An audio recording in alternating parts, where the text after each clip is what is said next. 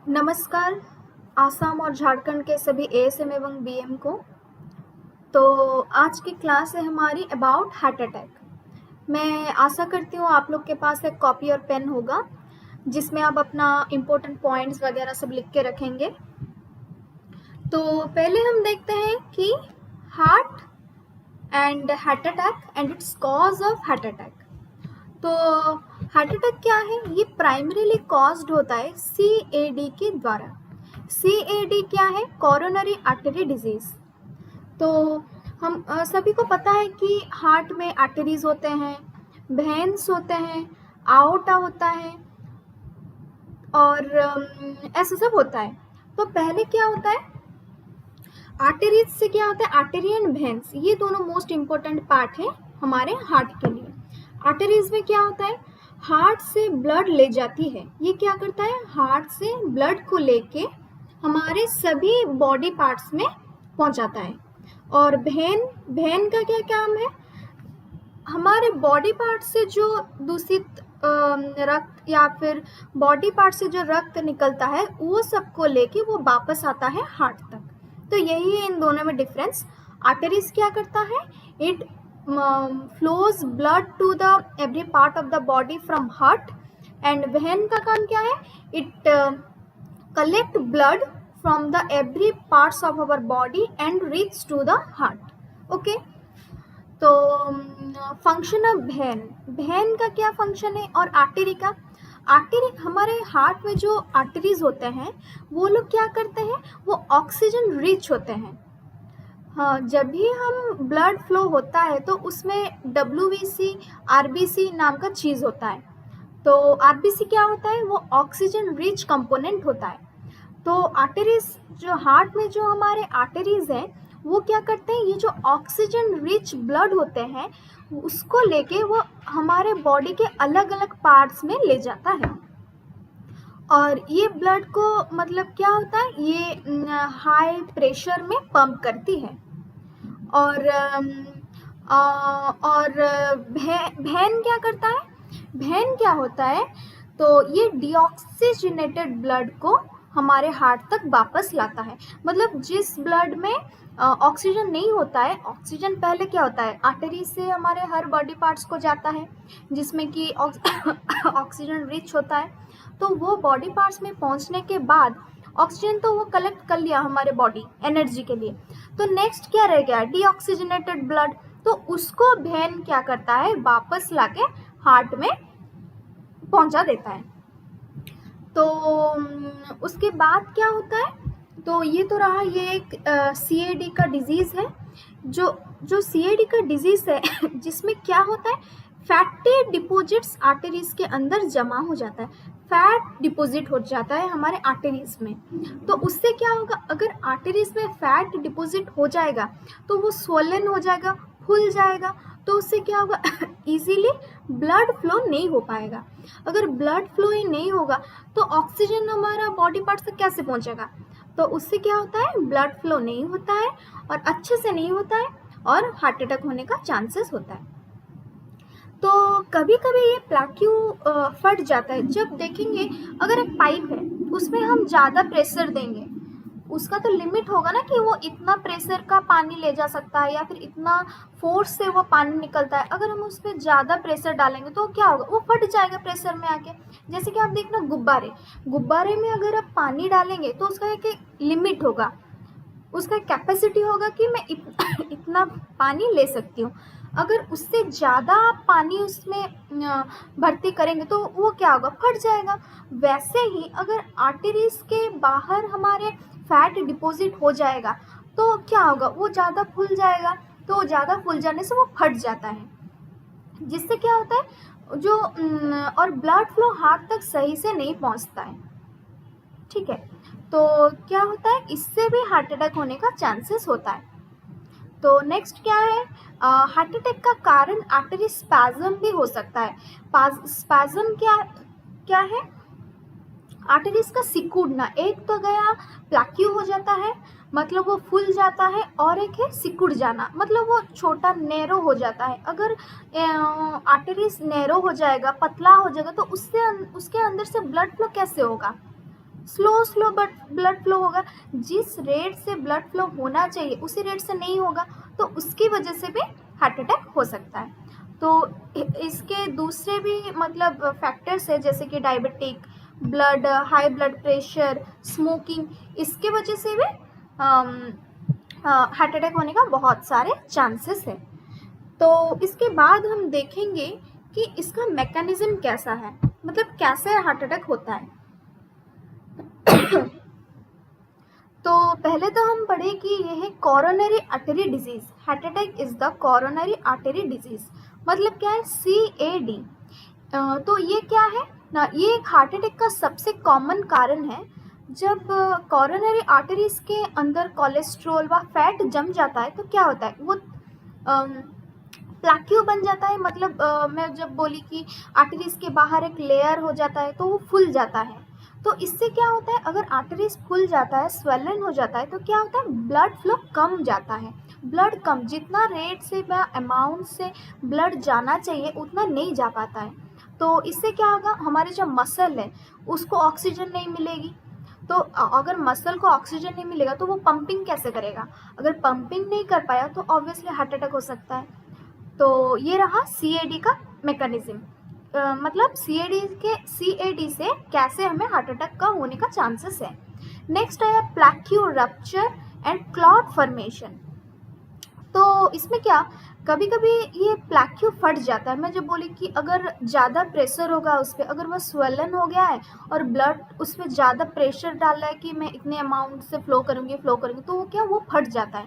जब ये होता है तो उस जगह पर ब्लड क्लट हो जाता है, थक्का मार के रह जाता है। तो अगर ये ब्लड पूरी तरह से आर्टरी को ब्लॉक कर देता है तो जिससे क्या होता है कि हमारे हार्ट का जो खून है वो मतलब किसी हिस्सों में नहीं पहुंच पाता है, तो इससे भी हार्ट अटैक आता है।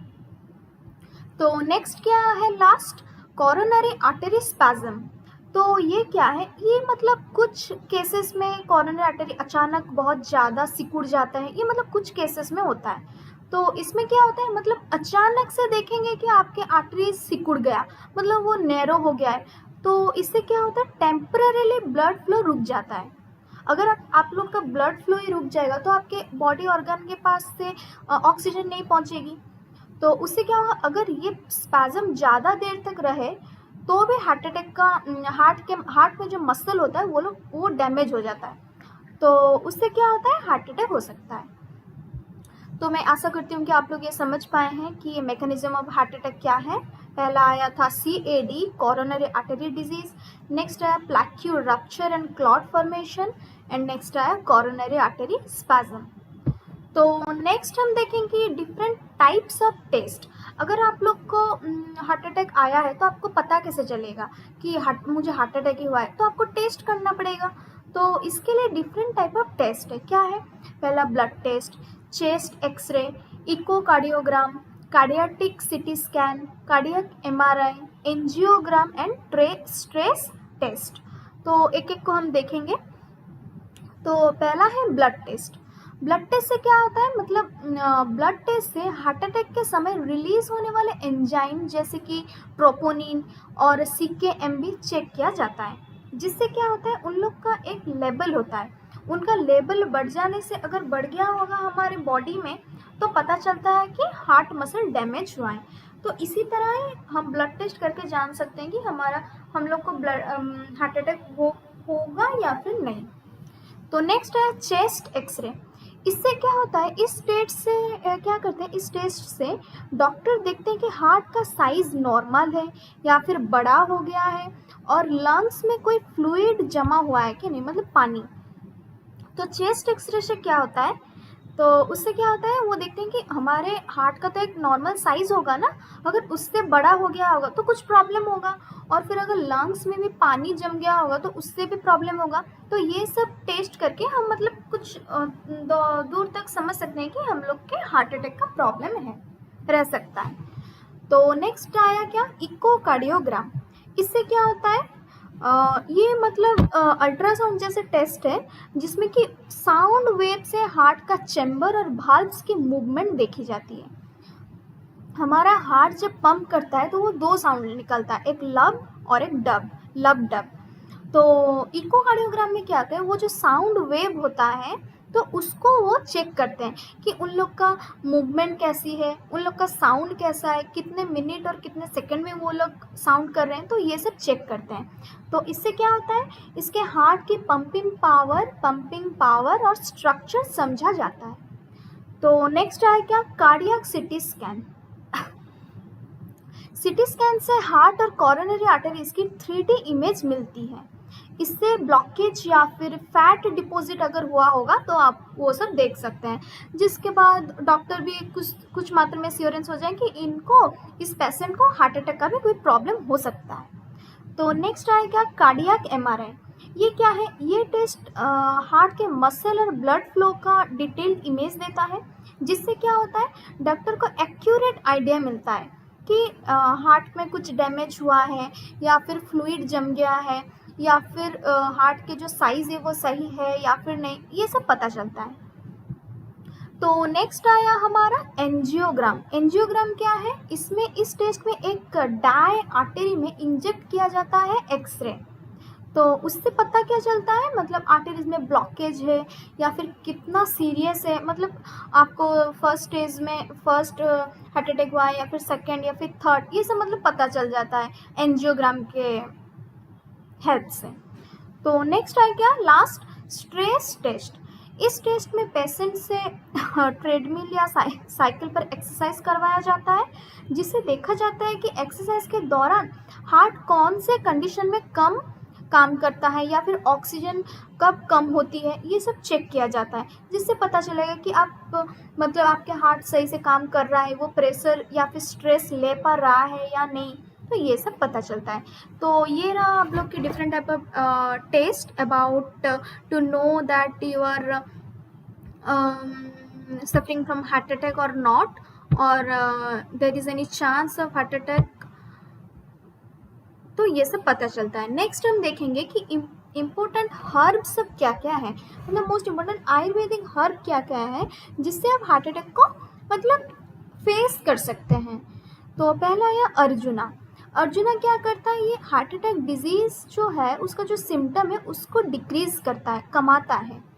तो अर्जुन एक महत्वपूर्ण आयुर्वेदिक वृक्ष है, पेड़ है, पौधा है, जिसके क्या है मतलब बहुत सारे बेनिफिशियल इफेक्ट्स हैं हार्ट के लिए। तो ये हार्ट अटैक के लक्षण कम करता है, हार्ट मसल को मजबूत बनाता है और ब्लड प्रेशर कंट्रोल में रखता है। तो नेक्स्ट है यहाँ गार्लिक, लहसुन। लहसुन क्या करता है, ये कोलेस्ट्रॉल को कम करता है, जिससे क्या होता है आर्टरीज में ब्लॉकेज नहीं होता। अगर कोलेस्ट्रॉल या फिर फैट हमारे बॉडी में कम रहेगा तो वो ब्लॉकेज नहीं कर पाएगा, तो ये ब्लड सर्कुलेशन को भी इम्प्रूव करता है और हार्ट अटैक के रिस्क को भी कम करता है। नेक्स्ट है यह गूगल। ये क्या है, ये एक आयुर्वेदिक रेजिन है जो कार्डियोवास्कुलर डिजीज में बहुत उपयोगी है। ये कोलेस्ट्रॉल और ट्राइग्लिसराइड लेवल को कम करता है, जिससे हार्ट हेल्दी रहता है। तो नेक्स्ट आया हल्दी। ये तो आप सब लोग की कंज्यूम करते होंगे। तो हल्दी क्या है, हल्दी में एंटी इन्फ्लामेटरी और एंटीऑक्सीडेंट गुण होते हैं। तो ये क्या करता है, नहीं ये आर्टरीज में जो प्लैक्यू जम जाता है, प्लैक्यू मतलब क्या, वो फूल जाता है, तो उसको ये रोकता है, क्योंकि इसका एंटी इन्फ्लामेटरी मतलब एंटी इन्फ्लामेटरी फैक्टर सब है। तो और ये ब्लड क्लॉट बनने से भी बचाता है, मतलब जिसको बोलते हैं एंटी थ्रोम्बोटिक। तो नेक्स्ट है हमारा सिबोक्थॉन। सिबोक्थॉन क्या करता है, ये एक हार्बल प्लांट है जिसमें विटामिन सी और ओमेगा फैटी एसिड्स होते हैं। तो ये क्या करता है, ये हार्ट के जो टिश्यू होते हैं, हमारे हार्ट में तो टिश्यू होंगे ना, तो वो टिश्यू को रिपेयर करता है और ओवरऑल कार्डियोवास्कुलर हेल्थ के लिए भी बेनिफिशियल है। तो नेक्स्ट है हमारा stem cell. Stem cell therapy क्या होता है, हार्ट फेलियर के लिए एक एडवांस्ड केसेस में यूज़ होता है। तो इसमें नए हेल्दी हार्ट सेल्स बनाए जाते हैं जो डैमेज्ड सेल को रिप्लेस करते हैं और हार्ट फंक्शन को इम्प्रूव करते हैं। तो ये दोनों बहुत इंपॉर्टेंट है। पहला तो सिबोक्थॉन and stem cell. Stem cell जाता है हमारे एडवांस्ड केसेस के लिए, मतलब ये अभी एडवांस टेक्नोलॉजी है या फिर एडवांस ट्रीटमेंट है। तो मैं आशा करती हूँ कि आप लोग समझ पाए हैं कि what is heart attack cause, mechanism of heart attack, different types of test and last important heart for heart failure. तो आज के लिए इतना ही, धन्यवाद।